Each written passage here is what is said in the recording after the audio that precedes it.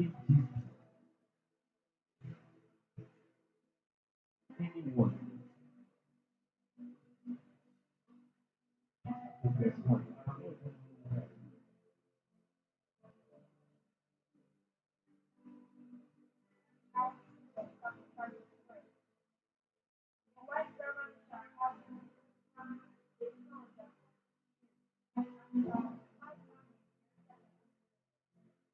yes, that's where I'm looking for.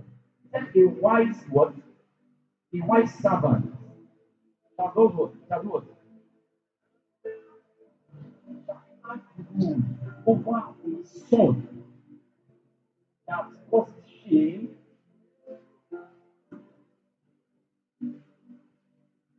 So meaning that this place is trying to say that when we look for, it is when we look for a son and the son refuses to take his place. That's when the servant can actually become an inherit and become an heir even to the father. He's not disputing the father.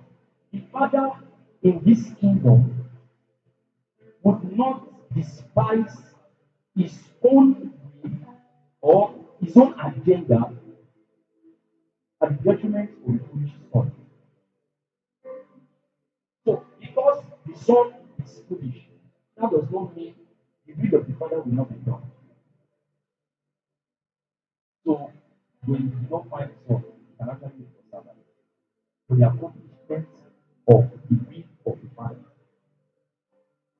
Amen.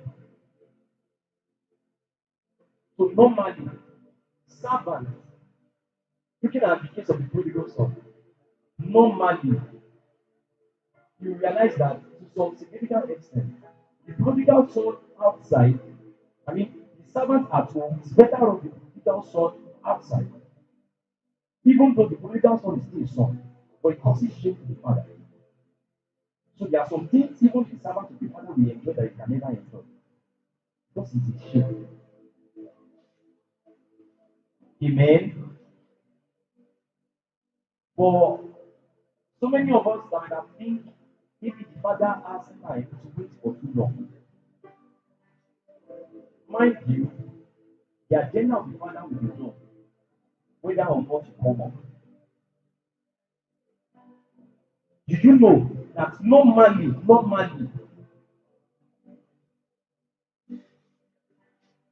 Solomon is not entitled to the kingdom of people? Normally, but we have to reckon on Solomon since the little children, their shame, their disgrace to their father.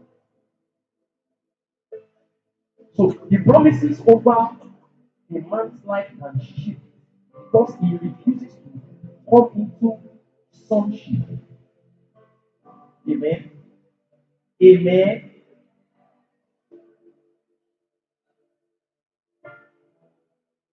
The book of Galatians chapter 4 is making us to see that now he said, now I say that the heir, as long as he's a child, differeth nothing from his servant. He's saying the heir, as long as he's a child, differeth not.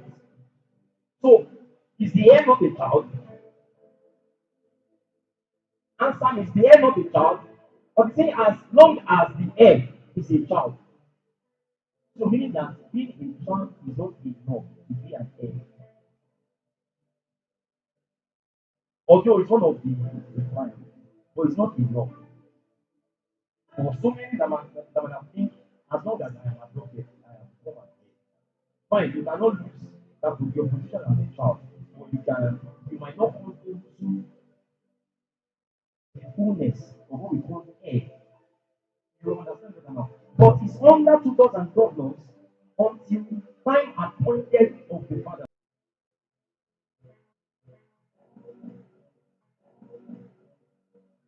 But when the fullness of the time was come, God sent forth his son, not his child.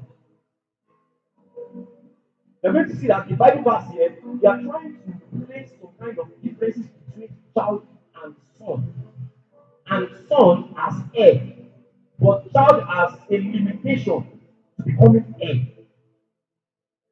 So what hinders a believer from becoming an heir exists. So a believer is not automatically an heir until he becomes a son.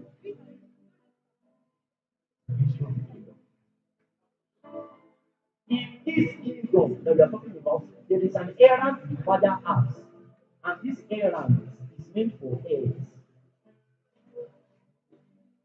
This errand, no father will give some errands to a child, to a kid. Maybe when I call it kid, you understand better than some is different from child. Apostle Paul says in the book of 1 Corinthians chapter 14 or 15 now, verse 11, says, when I was a child, I behaved like a child. I thought as a child. Thinking of a child is shallow. Speaking of a child is without constraint. So, for that kind of person, it will be very difficult for him to run the errands of the father until the last part of that verse was saying that he has to be childish. They use the word childish. I don't know how it was being put in the scripture. Became a man. I picked a childish thing. So we cannot say here now that the man he became his son is what qualifies him to be an heir. A child is a potential heir, not a full heir. There are some errands that are not the same. There are some things you can't do for the father. Because the father does not, he will not send something that will bring shame to his name. Never. To redeem them that were under the law, that people may receive the adoption of what? Adoption of what? Adoption of what? Adoption of what? And because ye are sons, God has sent forth the spirit of his son into your heart, crying what? Abba Father.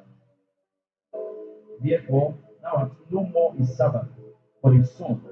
And if a son, then an heir. There is something